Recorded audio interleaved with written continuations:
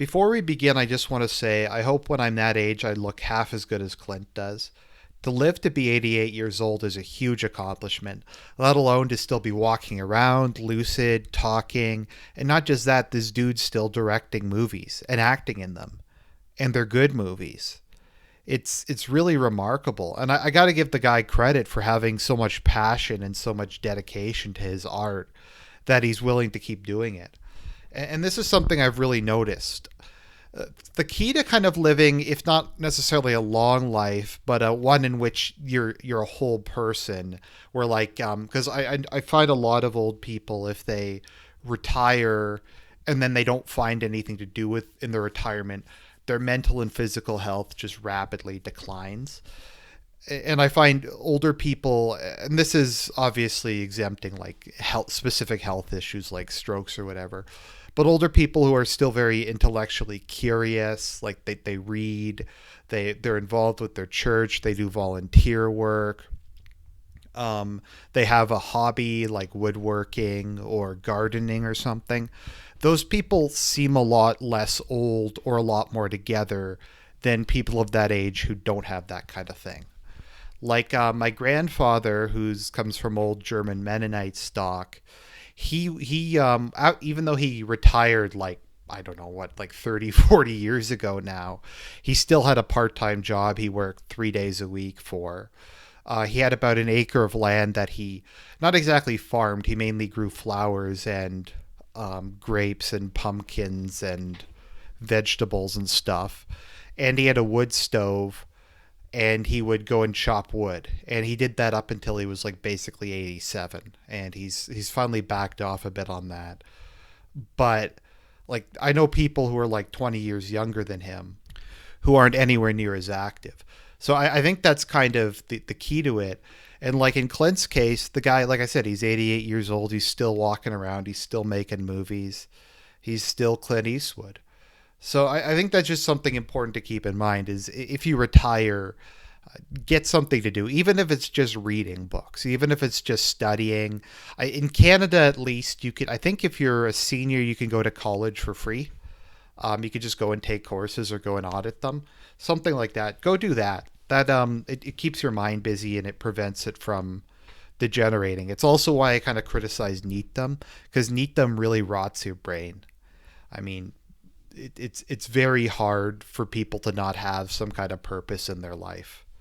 Like I said, it doesn't have to be like you breaking rocks or something, but you need to have one. So that being said, let's talk about the movie. So this movie is The Mule, and I was really excited to go see this film. My dad really wanted to go see it, so we went and saw it together, which is nice. But no, I liked the movie. I liked it a lot. Clint still has it. The man has a lot of talent, and I have a lot of respect for him.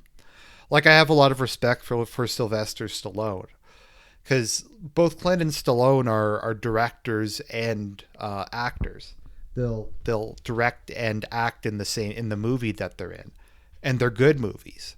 Like so they're very talented people who are very dedicated to their art. Like recently, Creed 2 came out, and I really liked Creed 2. It's good to see these still putting out a quality product. It's really touching.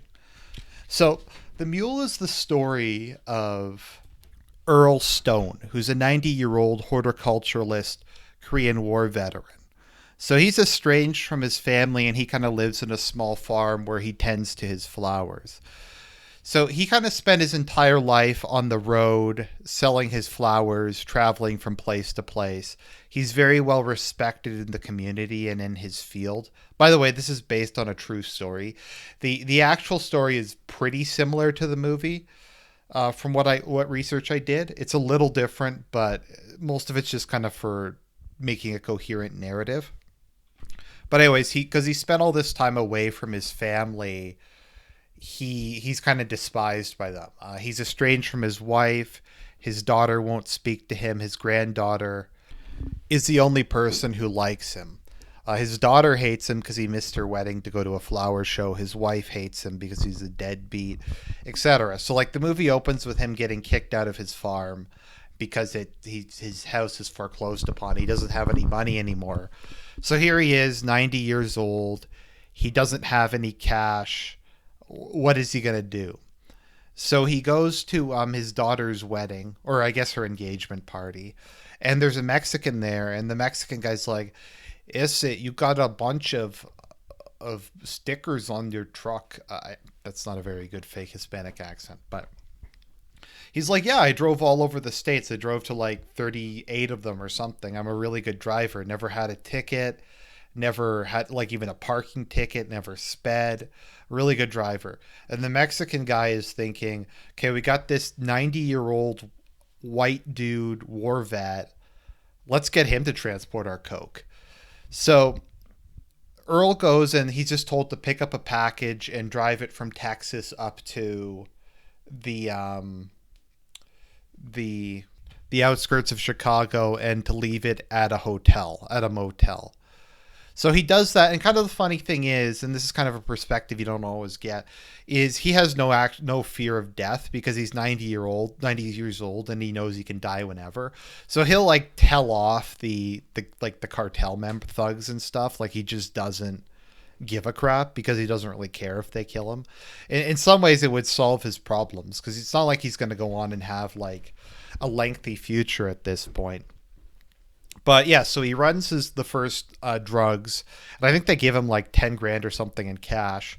So he goes out and buys like a brand new Lincoln truck, and then he just kind of starts to get into it. And it's kind of a bit like of a Walter White story. It's kind of, I don't know if it's necessarily a power trip, but it's about kind of a man who's been emasculated, kind of regaining his masculinity, regaining respect, regaining purpose. So he initially was only going to run one load of cocaine, but he just keeps running it. So he's able to pay for his daughter's wedding. He's able to pay for her to finish her school. There's I think, I'm not sure if it's a veterans association or something, but a community center that gets burnt out. He pays for it to be rebuilt. He's rebuilding stuff all over their like economically depressed town. He's become someone again, and he's kind of earning the gratitude of his family.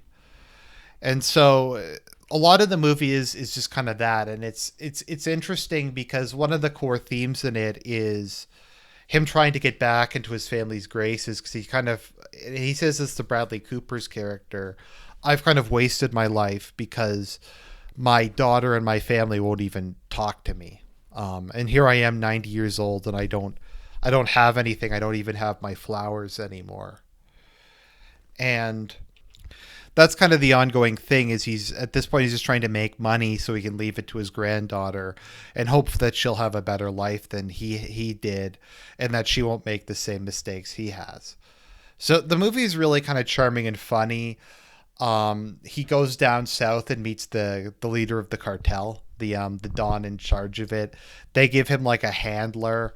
The initial Don, actually, because he's an old man, so he'll just stop and buy like corn at the side of the road, or stop to see a friend or something.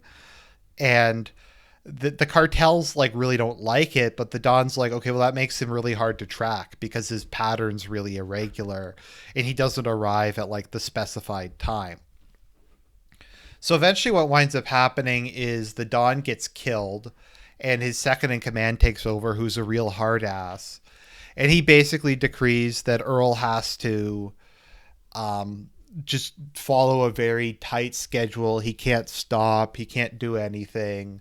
He has to just take the cocaine to Chicago, and that's all he can do.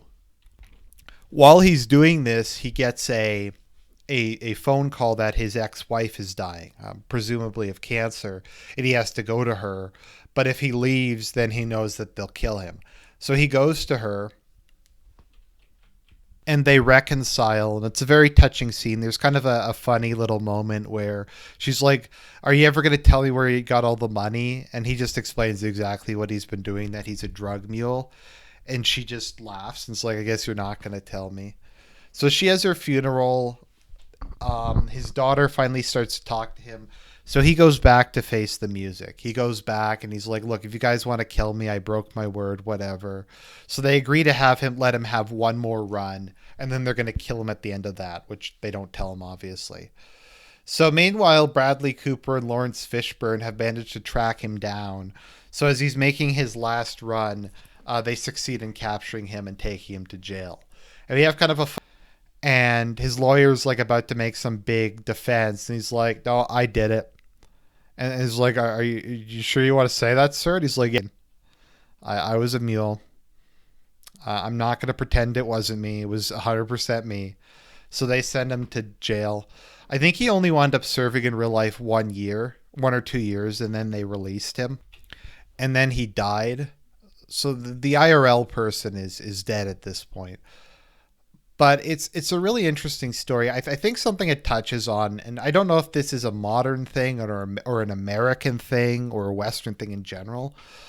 But compared to a lot of other societies, old people really aren't seen as like are not valued, I guess, in the same way they are in like East Asia or some other parts of the world. In North America, at least, you almost have this attitude where once you hit like 60, you're just supposed to be kind of like, it's almost kind of like Logan's Run. There's this cult of youth. Once you pass like 30 years old, your life is over. It's a complete waste. You've missed your chance to do everything good. You can't be happy at all after like you're 30 or whatever. And then like aging is just viewed as an extremely negative thing, and we don't really give old people much respect or anything like that. And I don't think it's that way in most cultures. So I don't know if that's just a modern thing, if that's a political thing, etc. Because you always hear the old people are conservative, oh the old people are right wing, and it's like that's supposed to be an insult. So I'm like, so what you're saying is maturity and experience make people have more conservative political views. Okay, and that's an insult. How? It's kind of like when they're like this random tribe in the middle of the Amazon that hasn't invented fire has no concept of God or the afterlife. Like, so you're saying religion is a product of civilization. How does that make your point exactly? But yeah, it's just you can really kind of see that in this film. I don't like the term ageism, but just the kind of contempt that we hold elders in our society. And once again, I don't know if that's a political thing. I don't know if that's a modern thing. I don't know if that's like an American thing or if it's like that in Europe as well. But it's interesting, and I really like the movie. I'd recommend watching it. And yeah, God bless.